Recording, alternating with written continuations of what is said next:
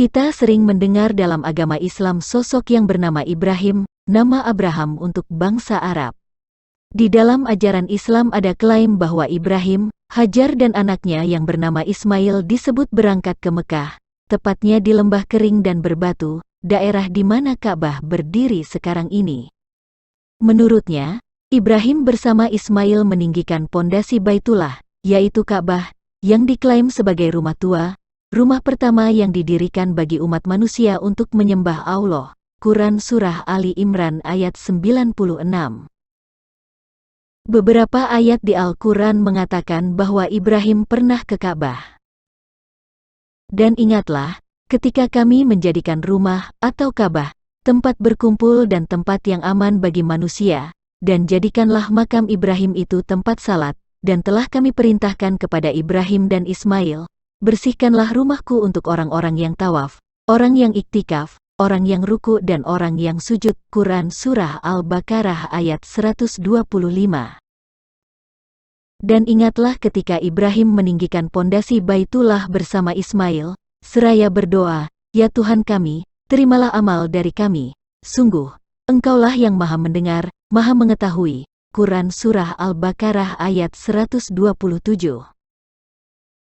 Sesungguhnya rumah ibadah pertama yang dibangun untuk manusia, ialah Baitullah yang di Bakkah atau Mekah, yang diberkahi dan menjadi petunjuk bagi seluruh alam. Di sana terdapat tanda-tanda yang jelas, di antaranya makam Ibrahim. Barang siapa memasukinya Baitullah amanlah dia, dan di antara kewajiban manusia terhadap Allah adalah melaksanakan ibadah haji ke Baitullah, yaitu bagi orang-orang yang mampu mengadakan perjalanan ke sana. Barang siapa mengingkari kewajiban haji, maka ketahuilah bahwa Allah Maha Kaya tidak memerlukan sesuatu dari seluruh alam. Quran Surah Ali Imran ayat 96-97. Makam Ibrahim artinya batu tempat Ibrahim berpijak saat membangun Ka'bah. Dan ingatlah, ketika Ibrahim berdoa, "Ya Tuhan, jadikanlah negeri ini, Mekah, negeri yang aman, dan jauhkanlah aku beserta anak cucuku agar tidak menyembah berhala." Quran Surah Ibrahim ayat 35.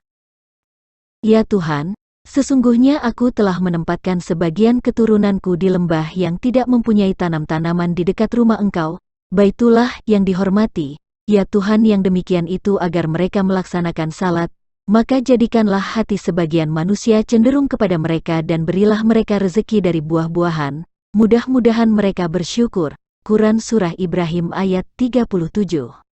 Dan ingatlah, ketika kami tempatkan Ibrahim di tempat Baitullah dengan mengatakan, "Janganlah engkau mempersekutukan aku dengan apapun dan sucikanlah rumahku bagi orang-orang yang tawaf, dan orang yang beribadah dan orang yang ruku dan sujud." Quran Surah Al-Hajj ayat 26. Menurut umat Islam, latar belakang kedatangan Ibrahim ke Ka'bah adalah ketika Hajar dan Ismail diusir oleh Sarah istri Ibrahim yang pertama. Lalu Nabi Ibrahim AS memutuskan untuk membawa Siti Hajar menuju Baitul Haram, Ka'bah. Salah satu pendapat dari seorang penulis Islam tentang Siti Hajar dan Ismail mengatakan demikian. Siti Hajar dibuang ke lembah Gersang. Atas kecemburuan istri pertamanya yang begitu menggebu-gebu, Nabi Ibrahim AS memutuskan untuk membawa Siti Hajar ke tempat yang jauh menuju Baitul Haram. Siti Hajar bersama Ismail buah hatinya dibawa menuju ke suatu lembah yang tiada rumput maupun tumbuhan sekalipun di sana. Tak ada juga air atau tanda-tanda kehidupan di sana. Setelah berada di atas lembah, Nabi Ibrahim meninggalkan keduanya. Sebuah riwayat juga menceritakan bahwa Ibrahim tak menoleh sekalipun kepada Siti Hajar meski wanita tersebut menangis dan terus memanggil namanya. Semakin jauh Ibrahim meninggalkannya, Siti Hajar lalu mengejar suaminya dan mengatakan, "Apakah Allah yang memerintahkan kepadamu untuk melakukan ini?" "Benar," jawab Ibrahim, "kalau Allah yang memerintahkan demikian ini, niscaya Dia tidak akan menyia-nyiakan kami," ungkap Siti Hajar. Munculnya air Zam-Zam.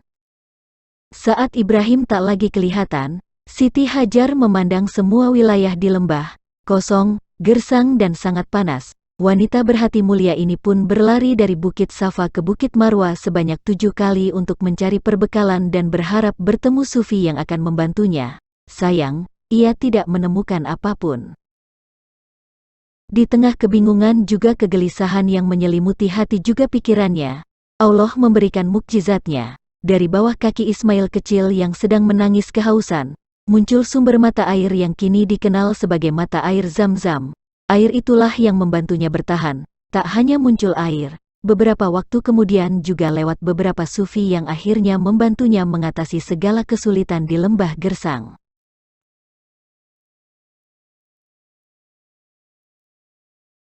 Tafsir Ibnu Katsir untuk Quran Surah Al-Baqarah ayat 158.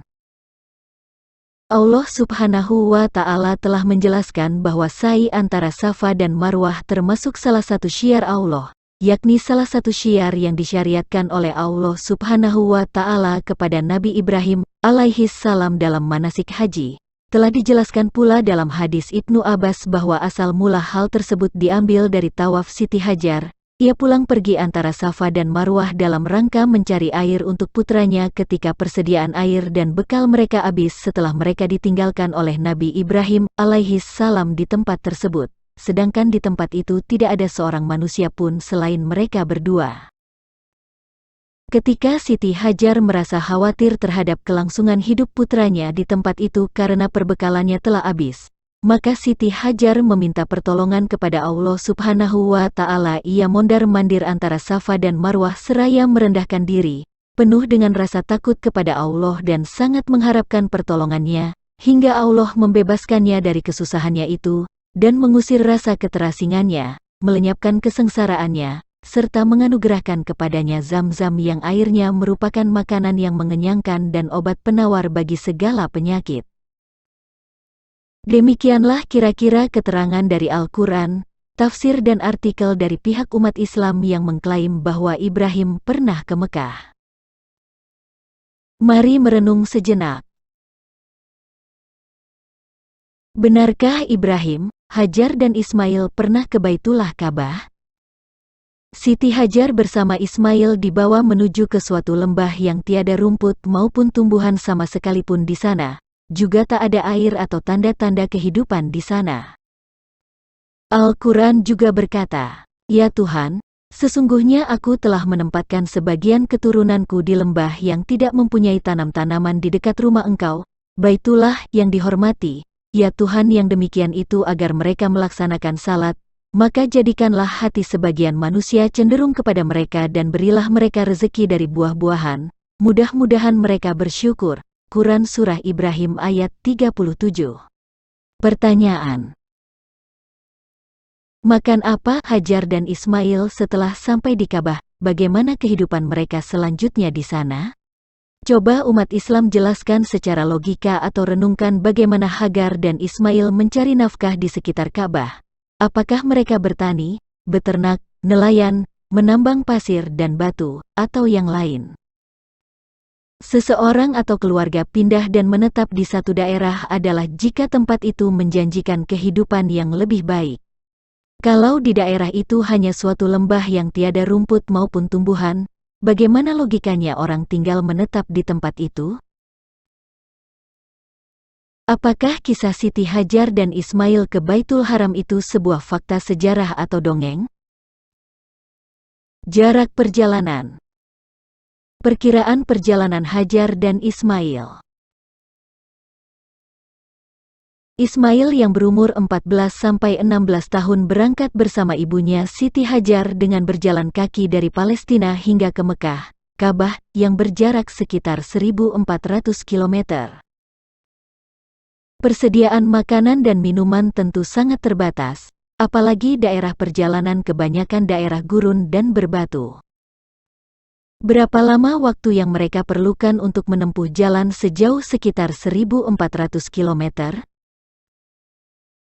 Mari kita bandingkan terhadap waktu yang dibutuhkan Muhammad di perjalanan ketika hijrah dari Mekah ke Madinah. Perkiraan perjalanan Muhammad ke Madinah. Hijrah Nabi Muhammad dari Wikipedia. Muhammad hijrah dari Mekah ke Madinah, yang berjarak sekitar 320 km, terjadi tanggal 21 Juni 622 sampai 6 Juli tahun 622 Masehi, butuh waktu 15 hari. Jika kecepatan berjalan dan istirahat setiap harinya dianggap sama, sehingga perjalanan Hajar dan Ismail dari Palestina ke Mekah diperkirakan akan butuh waktu. Jarak pertama berbanding jarak kedua adalah sama dengan waktu yang pertama berbanding waktu kedua. Hasilnya, waktu yang dibutuhkan untuk menempuh 1.400 km adalah 66 hari atau 2 bulan. Artinya, Siti Hajar dan Ismail harus membawa bekal untuk 2 bulan di perjalanan. Apakah mungkin Hajar dan Ismail membawa bekal untuk 2 bulan perjalanan? Bukti sejarah berdasarkan arkeologi. Arkeologi atau ilmu kepurbakalaan adalah ilmu yang mempelajari kebudayaan manusia masa lalu melalui kajian sistematis atas data bendawi yang ditinggalkan. Menurut Muslim, Ismail tinggal menetap di Mekah dan keturunannya bergantian untuk memelihara Ka'bah. Tetapi sedikit pun tidak ada bukti sejarah, arkeologi, berupa artefak kuno, sisa pondasi bangunan, peralatan dapur, kuburan manusia, dan lain-lain yang pernah ditemukan atau terpublikasi selama ini. Apakah kisah Siti Hajar dan Ismail ke Baitul Haram itu sebuah fakta sejarah atau dongeng? Beriman juga harus disertai dengan logika. Sebuah kisah atau peristiwa tidak cukup ditanggapi dengan kata "ya" dan "amin" saja, juga harus disertai dengan logika, tidak cukup hanya dengan iman tanpa disertai dengan kecerdasan. Lain hal tentang keberadaan Allah, dan bagaimana Dia menciptakan segala sesuatu, memang manusia tidak memiliki kemampuan untuk menganalisa itu. Sebab manusia hanya mampu meneliti apa yang dapat diindra olehnya.